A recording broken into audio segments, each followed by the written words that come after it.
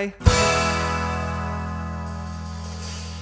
Hey everybody, welcome to Knock Knock Eye with me, your host, Dr. Glaucomflecken. This is your one-stop shop for all things eyeballs. Thank you for joining me today. We've got some interesting things to talk about.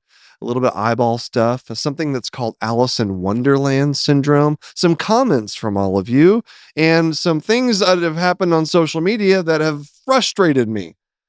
I feel like every episode now I've got something like some kind of soapbox I get on or I'm complaining about something. I try not to be too pessimistic, but man, there's a lot of just like stuff going on, I'm a little tired, a little grumpy as we are sometimes. It happens. And part of that's just because I had a long day yesterday. Kristen and I, Lady Glaucomflecken, we gave a joint keynote at the Women in Ophthalmology Conference on Amelia Island in Florida. It was hot, it was humid, but it was a great event. And we talked about social media, our story, just all kinds of stuff. And it's okay that I was there because my wife was there with me. She's a woman. I'm an ophthalmologist. And so between the two of us, we qualified to be at the Women in Ophthalmology Conference. It was a great time. First time I'd ever been there. And let me say something about ophthalmologists. I always get a bit nervous when I go to ophthalmology meetings, conferences, whatever you want to call them, symposiums, congresses. I don't even know what, like, all these are all synonymous, but everybody calls their event something different. I was getting a little bit nervous because I obviously try to bring a lot of humor into my keynotes. But ophthalmologists, they aren't known for being the funniest people in medicine. In fact, I would say we are like the bottom quartile of funny doctors. I don't know what it is. I think the more academic, I mean, every specialty has academic components to it, but there are some that just feel more academic, more cerebral, more just sitting around talking about things. And on this surgery side, ophthalmology is like up there in terms of like one of the more cerebral, not to say we're smarter, just like more on the spectrum of like internal medicine than surgery. It feels like that sometimes. And that bleeds over into our conferences. And so I'm always kind of holding my breath when I get to an ophthalmology event I've never been to, is like, what's the audience going to be like? Are they going to laugh at my jokes? Are they going to have a sense of humor? Sometimes people are like, what the hell is this guy doing up here? He's trying to make us talk. I'm supposed to be learning things at this conference. But this one, Women in Ophthalmology, best ophthalmology conference I have ever been to by far. And I think part of it is there are so many residents and med students there. Whenever you guys are my people. That generation of new doctors and soon to be doctors, you guys like have all grown up watching my videos. And so you're just the excitement in the room, the laughter. You don't take yourselves too seriously yet. You haven't been jaded by the healthcare system. And so it always makes me very excited when I see a lot of young people at a conference, because like I know it's going to be a fun time. It's going to be great. Even if it's like 9:00 in the morning when I'm speaking, it's still going to be fun. And so that was the case at this particular conference. But it's not that way everywhere. So it's a little bit hit or miss. But this was a good one. So I definitely recommend it for anybody who's looking for an ophthalmology conference. It's probably a very small percentage of the people listening to this right now. So anyway, shout out Women in Ophthalmology. Florida, very humid. It's like choking on the air. It's like just incredible. I mean, coming from Oregon, it's just so different. But good time. Good time. Got to spend some time swimming in the ocean. It's good. All right. So let's talk about, before we take our first break, I'm just going to bring up this thing on social media. It's been going on for a while, and maybe, I can't remember what I talked about last week. So, I apologize if I've like talked about some of this stuff already, but all right, I'm just going to tell you, this is a tweet from RFK Jr., the U.S. Secretary for the Health and Human Services, basically the person in charge of the healthcare system in the U.S. is what he said a few days back. Doctors, hospitals, insurance companies, and pharmaceutical giants profit by keeping Americans sick. So I saw this and I was like, kind of that meme was the guy's like pointing at himself, like, me. You're lumping in doctors with hospitals, insurance companies, and pharmaceutical giants. But this is not a new thing for RFK. He's in his mind, we are all equally the problem with in why people are not healthy in this country. Like it's all of us equally, which is so incredibly wrong that it's almost like what do you even do as a physician to like combat this? Because this is the person who is the most famous person in the healthcare system, is running the healthcare system, saying these things. So let's take these entities one by one and look at, okay, logically, does it make sense for them to, quote, keep Americans sick in order to make profit? So let's start with hospitals. This is the only one where I'm like thinking, okay, like I could see how you could come to that conclusion. Like just because hospitals, in order for them to make money, they have to have sick people. But it's the thing that you're saying, keep Americans sick. Are we trying to keep you in the hospital? Well, considering medical decisions in a hospital are primarily made by physicians, and I can tell you 100% physicians are not keeping you sick in order to profit, then I have some questions about whether hospitals are keeping you sick. Also, considering a hospital is just a building. But anyway, let's look at insurance companies. Insurance companies profit by keeping Americans sick. Actually, I don't agree with this because insurance companies either want you to be paying them premiums while completely 100% healthy, or insurance companies want you to die very quickly. They don't want you sick because that costs them money. They just want to be raking in premiums. That's what they want. They want to delay care, rake in premiums. So they love the 20-year-old healthy person, just got a job, is paying premiums. That's great. They love that because you're not going to get sick. It's once you get sick. And so it's what is the financial incentive for a health insurance company to keep you sick? It just doesn't logically make sense. They want you either completely healthy, paying premiums, or if you become sick, they want you dead. That's insurance companies. All right, pharmaceutical giants profit by keeping you sick. So obviously, and with these, we're not talking about like their primary motives. Like they're obviously the motive for hospitals, insurance companies, and pharmaceutical giants, especially the for-profit ones, which is most of them out there. Their job is to create revenue for their shareholders, right? And so they are trying to make profit, but the question is, does that profit come from like looking at patients and being like, I want to make you and keep you sick? That's what we're evaluating here. So pharmaceutical giants, they make the medications that physicians prescribe. And I can tell you, like those medications, there's no medication that I've ever prescribed or ordered in a hospital that was intended to keep somebody sick. What are you talking about, RFK? Like what is going on? And obviously you can imagine the replies under this tweet. It's just a who's who of bots and people with a blue check that are probably also still bots. Yeah, it's just it's a mess. It's a mess. And then obviously we're at doctors. Um, this is a trope that like will not die. And it's only getting worse now, where people think that there's no incentive for us to make you better as physicians because then we're not going to make money. We'll lose our jobs. We'll have nothing to do. We'll be destitute. Won't be able to pay back our student loans or acquire wealth or whatever you want to say about it. And so we have no incentive to make patients healthy.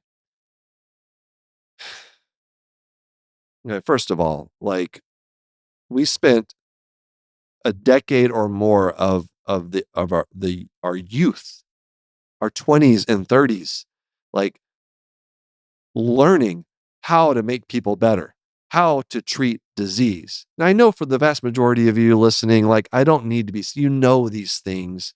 All right. This is, I imagine the people that are supporting this statement from RFK, they're not going to listen to my podcast. They're not fans of me. But I got to say it anyway. I can, I could make every one of my patients better. 40 patients a day. I could make them better. I might even cure some disease. I cure disease all the time. I cure cataracts almost every day. I could take all my patients and make them better, all of them, all 40 of them. And guess what? The next day, I'm going to have 40 new patients I can make better. And guess what? The next day, I'm going to have 40 more patients I could cure. And so on and so forth. For the next 100 years, I could sit there and make people better every day, and I will never run out of patients to then make better or cure. Like, as if disease doesn't stop. It's always there. It never goes away. Every physician on earth could spend every waking hour, quote unquote, making people better or curing them, or whatever that means to RFK. And we're still the next day going to have a whole new group of people to make better and or cure. So this idea that in order to protect our livelihood, we want to keep people sick so that we can keep seeing them and making money off of them and profiting is absolutely ludicrous. And I hope people understand. Well, I know that people who are reasonable understand that. But then there's a lot of people that are not reasonable that don't understand that and that absolutely believe everything that comes out of RFK's mouth. Let's take a break and we'll come back with what I said on social media as a response to this and tell you what people said about it. Hey, Kristen. I know I like to talk to you about the little Demodex mites, little tiny guys. Thought we could give that a break and just talk about the eyelid disease that they cause when there's an overgrowth of Demodex. I like that idea. No mite talk. So Demodex blepharitis, it gets misdiagnosed because a lot of the symptoms overlap with other eye conditions. Okay, so what are the top symptoms that people should be looking out for? Itching, swelling, irritation of the eyelid margin, redness. Yeah, that kind of sounds like it could be allergies or something else. Exactly. It could be several different things. But the key is if your doctor spots little crusties, they're called collarettes, but they look little crusties. Yeah, exactly. Then that's Demodex blepharitis. You just know it. I like that there is a clear sign to know. Yep. And once you're diagnosed, there's a prescription eye drop treatment available for Demodex blepharitis. Phew. That is good to know. To learn about the common symptoms of Demodex blepharitis and more, visit miteslovelids.com. Again, that's miteslovelids.com to learn more. This ad is brought to you by Tarsus Pharmaceuticals. All right, so I saw this tweet. Again, doctors, hospitals, insurance companies, and pharmaceutical giants profit by keeping Americans sick. And I was like, I just thought about it for a while. I had to sit there with it and just like, what is going on? Like, we do not need a leader with this much visibility saying these things. And so I just said, first of all, I did write a skit. I have not filmed it yet, where it's all of these entities talking with each other. So look for that. By the time this comes out, I'm sure I have filmed it and posted it by now. But here's what I said. This is on Twitter. My first mistake. This is all I said. I said, doctors want you to get better. That's it. Those are the only words I sent out. And I purposefully made it as simple as possible. No jokes. Just Doctors want you to get better. And just here are a few of the replies, okay? Just not as much as they want to get paid. Then why do most give you medications instead of talking to you about lifestyle changes? Yes, and they use fraudulent science to do it. Hospitals want doctors to bill for medical services. I used to believe that. Now, I'm not so sure. With like 20 likes on that one. Not all doctors. I suspect Massachusetts may have the worst doctors in the United States at this point. Someone really doesn't like Massachusetts. Doctors want you to get out of their office. Over 100 replies on Twitter to this, and most of them are like that. A few, a good amount were like, supporting my statement. But it's discouraging. It's like those of us out here are really trying to do what we can on social media to show people that, like, doctors, you can trust us. Like, trust in physicians has never been lower.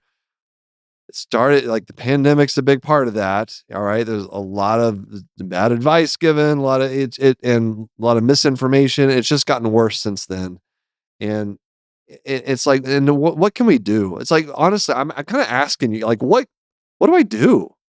What do any of us do when you say doctors want you to get better? Like, in our hearts, in our motivations, in our actions, we do things because we want you to get better, and people just say, no, you don't. I try to be as optimistic as possible. I don't know how to defeat this idea. I don't know what to do about it.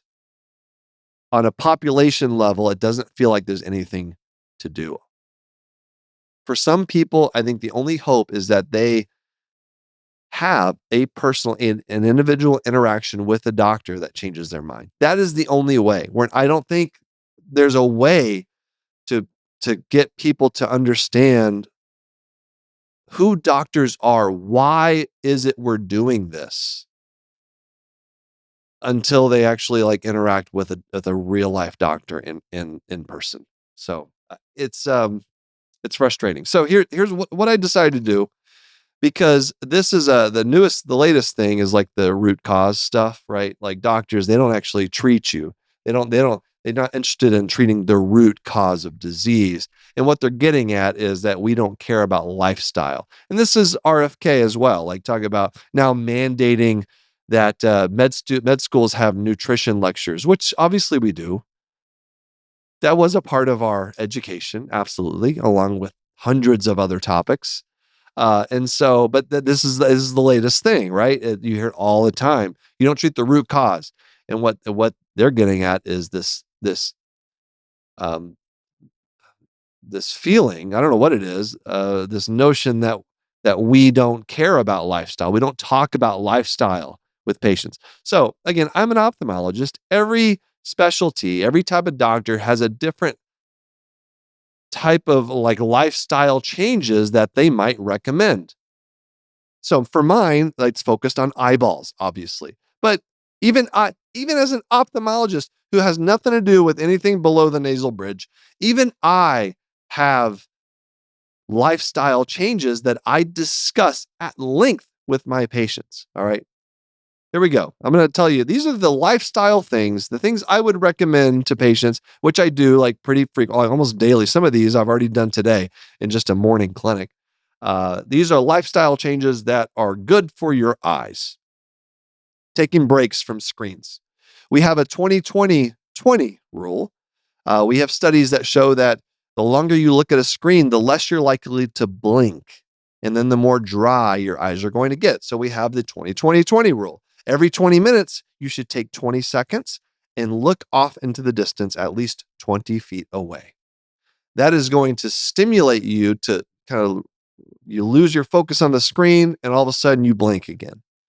All right. And so it allows you to just reset your tear film, redistribute it over your eye, help with your dry eye symptoms. It really does make a difference. Every 20 minutes, take 20 seconds and just look away in the distance. and just blink a few times. Blink, maybe put some artificial tears in, refresh, sustain, blink, TheraTears, any of those. All right, here's another lifestyle thing I talk to patients about. Not sleeping in contacts. That's a lifestyle change for some people. Or just general good contact lens hygiene. Good eyeball hygiene. Eyelid scrubs for people that need them. Not everybody needs to do eyelid scrubs, but some people really do. Wearing safety glasses when you're doing dangerous activities that involve high speed projectiles. Not wearing your contacts when you're in a swimming pool or mostly a hot tub. You should not go into a hot tub with your contact lenses in. Like none of these these are lifestyle changes. Like these are things that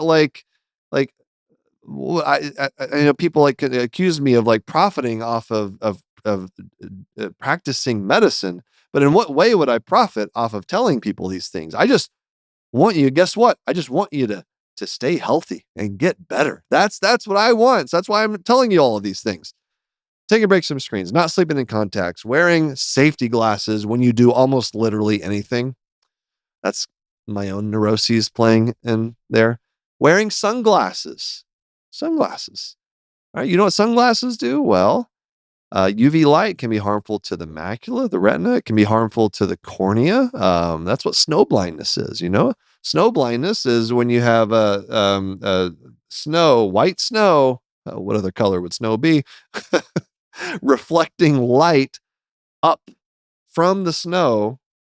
Bright sunny day, UV light hits the snow, bounces up into your eyes, and can cause corneal abrasions. So that sunglasses will help prevent that. Eyelid cancers. Sunglasses can help prevent that. All right.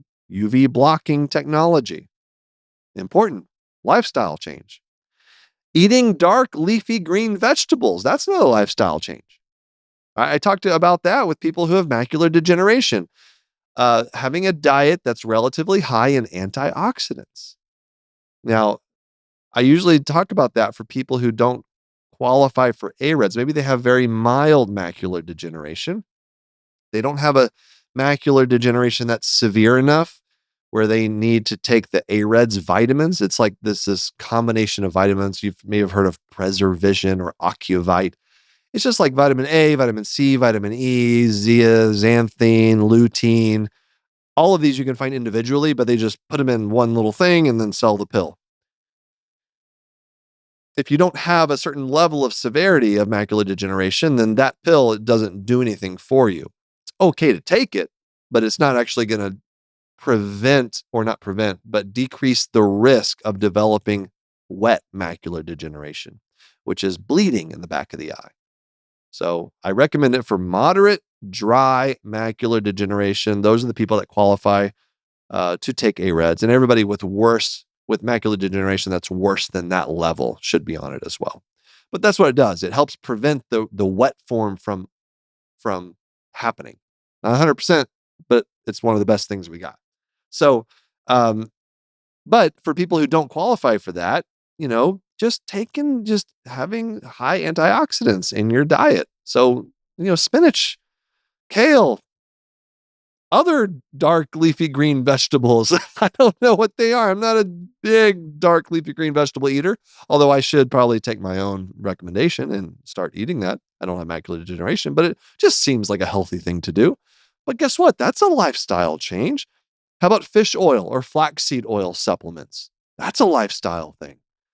Either through a pill or just your diet. Increase the amount of fish in your diet. That's healthy for you. There's some studies. We've had some studies that it's actually equivocal with the benefit that this has on dry eye. There are some studies that suggest big benefit to take in some omega-3 fatty acid, adding that into your diet. Some studies suggest maybe that's a little bit of an overblown thing, and it doesn't really do a whole lot. Because it's equivocal, I always tell people that, but I'm like, there's really not that much of a downside as long as you can tolerate the very, very mild amount of of blood thinning that occurs with omega-3 fatty acids, then just you can take it. It's safe. All right. Might give you fish burps. People don't like that. But flaxseed oil is another substitute. But guess what? Ooh, that's a lifestyle change conversation that I have all the time with people. See, then this is the problem. People, you are molded by your experiences.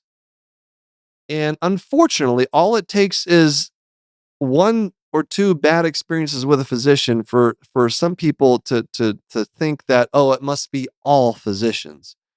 And that sucks. It sucks because they go out and talk about this as if it is all physicians. And then other people start talking about if it's all physicians. And when really they're probably just talking about one or two people.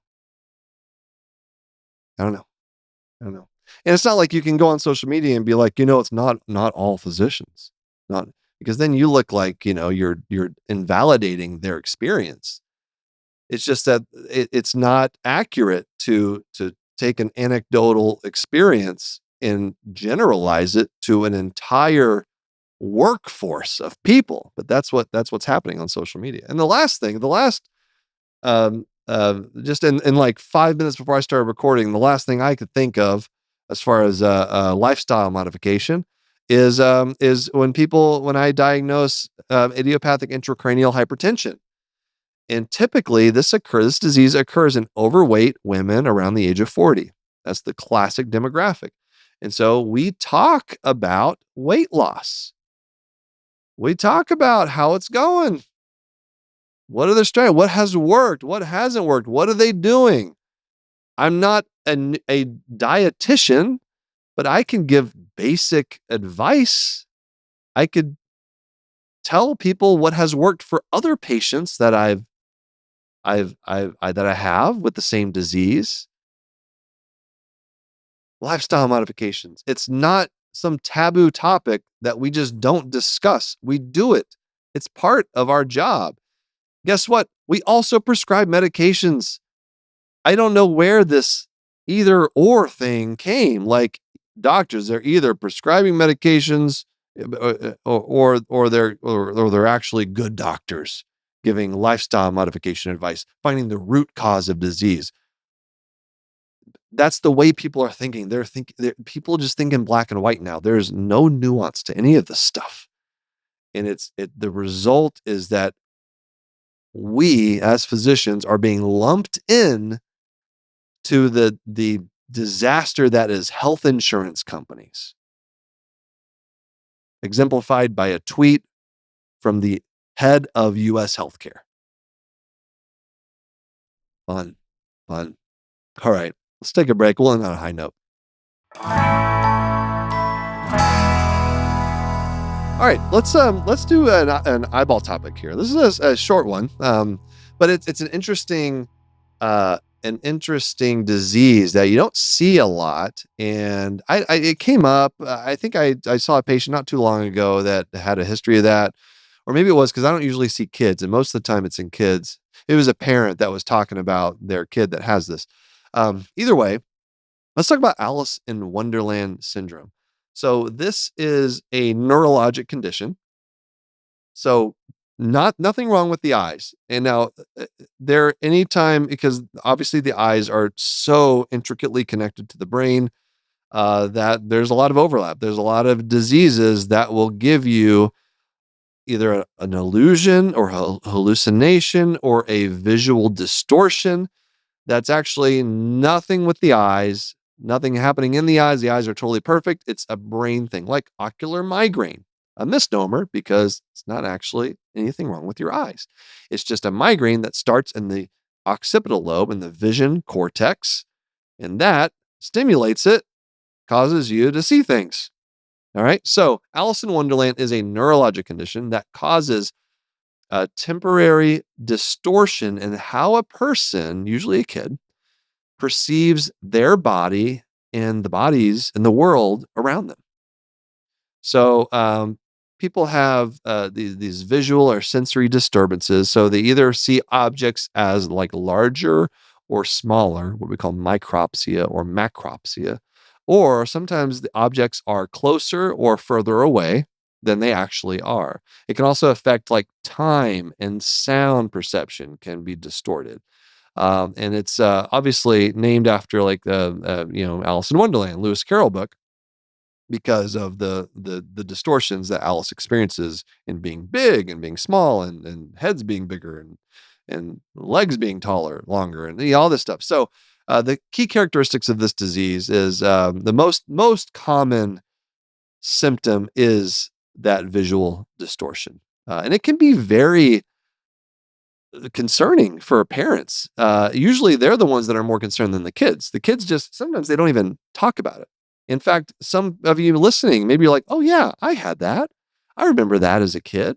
Um, and and maybe it's something you never brought up because you were seeing okay. It's not like you were bumping into walls. It's just, oh, heads were looked a little long, a little funny. But for parents who come in with their kids telling them they have these symptoms, it can be very, very concerning. Um, Now, the duration of this distortion is typically very short. All right, so it's not like this is constantly there. Usually, they last a few minutes, at most half an hour, maybe an hour, but not really much longer than that. So, what are the triggers? Like, why does this happen? So, we don't really know for sure, like the pathophysiologic mechanism behind this, but we do know that sometimes it's triggered by migraines. So migraines can almost just like a different type of a visual aura, which makes sense. Um, Infections can do this. Flu, severe flu, epilepsy. Patients with epilepsy can have this. Even just stress can trigger this like visual aura distortion response. Important things to know: this is not a hallucination. All right, so hallucination would be like Charles Bonnet syndrome, where patients with massive vision loss, lots of big dark areas in their vision, your brain tries to fill in that dark space with an image that's not there. The one I always refer to, which is one that a patient told me about once, is they sit on their porch, had severe macular degeneration, or right in the center of their vision, they see a child swinging on a tree swing. And Patient knew that wasn't a thing that's actually there. They know it's a hallucination. All right. That's different than a delusion, which would be more on the psychiatric side of things. All right. People with Charles Bonnet syndrome, they know what they're seeing is not real. And it can still be very difficult for people to have these. So Alice in Wonderland syndrome is not a hallucination. These images are really there. It's just the stimulus is real.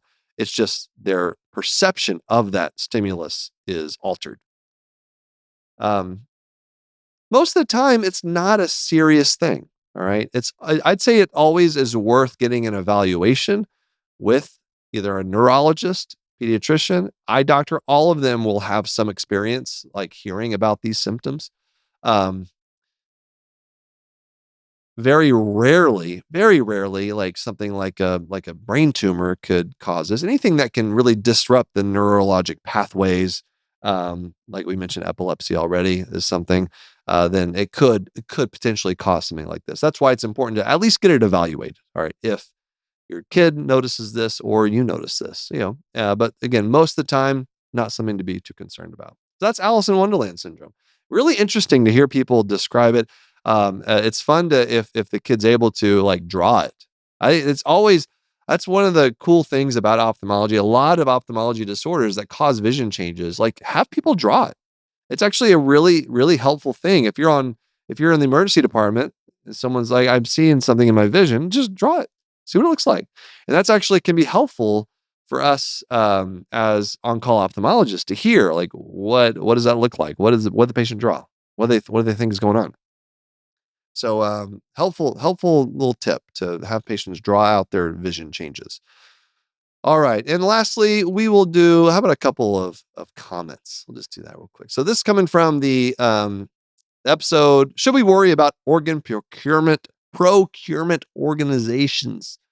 um, episode on our YouTube channel at Glaucomflecken. So go check it out. I look at almost all of the comments that come through here. So a few in this episode, I talked about another thing that irritated me on social media, which is on TikTok, people talking about how you shouldn't be giving erythromycin ointment to newborns to protect against things like chlamydia, gonorrhea. So it's another thing I just got on my soapbox about. So people had some great comments about it. At Sandy C, I work in a medical department at an animal shelter. We use erythromycin ointment to try to save the eyes of young kittens infected with things like chlamydia and feline herpes.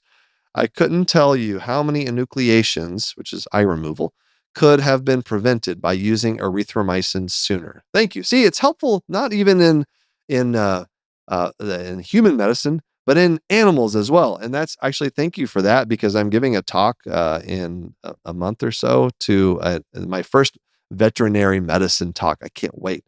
So I'll keep that in mind. Thank you. Uh, at Neff Snicker, former L&D nurse in New York State, vitamin K and erythromycin are state mandated for all newborns. No exceptions. I've had this talk many times with new parents. It's so hard because all involved parties truly believe they're doing what's best for the baby. That's an important thing to remember. And remember in this, and when I talked about this, I placed no blame on the parents. They're just trying to get information. All right. I put blame on the influencers, the people that are portraying themselves as experts, telling people not to do this. That's who deserves all the blame in this. And so, but I did not know that there are some states that actually mandate it. That's interesting. I have to look at that. I'd be interested to know like which states mandate it and which ones do not. So thank you for that. And some people were shouted out Jen Hamilton. So because it was a nurse practitioner that was talking about all this erythromycin, don't use it nonsense. I shouted out Jen Hamilton as an example of a great nurse, an ethical nurse, who is providing accurate information, that she's learned through the course of her job. So check her out if you haven't already. She's great. Big fan of hers. Couple more. Let's see. I talked about in that episode. I talked about corneal abrasions and how, as ophthalmologists, we have bandage contact lenses, but emergency departments don't have them. Well, at Lid J. Gillers said, I'm pretty sure if you go to the EM doc and say, hey, here's a free stack of eye contact bandages for your corneal abrasions, please use them. Those docs will definitely keep that stash in a secret location and use as needed. You almost got me convinced. I might actually do this. We have one of my offices is right next to the hospital, and great emergency doctors over there. I might actually do that as like a little trial. Let's just check this out. The challenging thing is that whenever you put a bandaged contact lens on an ulcer, never do it on an ulcer, on a corneal abrasion, the patient always has to follow up. They have to come back in. You cannot leave that thing in for weeks, months at a time. All right. They have to be seen in follow up. Oh, here we go. At Don Barchett, 8026 said, the state of West Virginia just passed a law eliminating the mandate for erythromycin ointment for newborns' eyes. It's a forehead slap right there. Why? I guess you want to give people the choice, but man, it's stuff like that. It's just going to end up hurting people. There's no downside. Another comment said, there's basically no ability for a newborn to have an allergy. You hear that a lot. Maybe I mentioned that as well. The idea of having an allergy to erythromycin that soon after birth is just not, it's not possible, basically. So anyway, all right. Thank you for those comments, you guys. And thank you all for listening. I'm your host, Will Flannery, also known as Dr. Glaucomflecken. Thanks to my producers, Aaron Cordy, Rob Goldman, and Shanti Brick. Editor and engineers, Jason Pertiz. Our music is by Omer Benzvi. Leave a comment. I'd love to hear what you guys think of the episode. Thanks for listening. We'll see you next time. Knock Knock I is a human content production.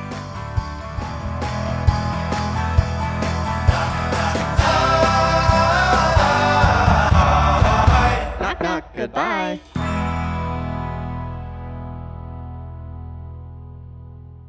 Thanks for watching the episode. You can find more on that playlist over there. If you prefer to listen, or you just had your eyes dilated, you can binge full episodes wherever you get your podcasts. Or join the party over on Patreon, where you get early access episodes, hang out with us, get lots of exclusive bonus content. Hope you subscribe, leave a comment below. Let us know what you think.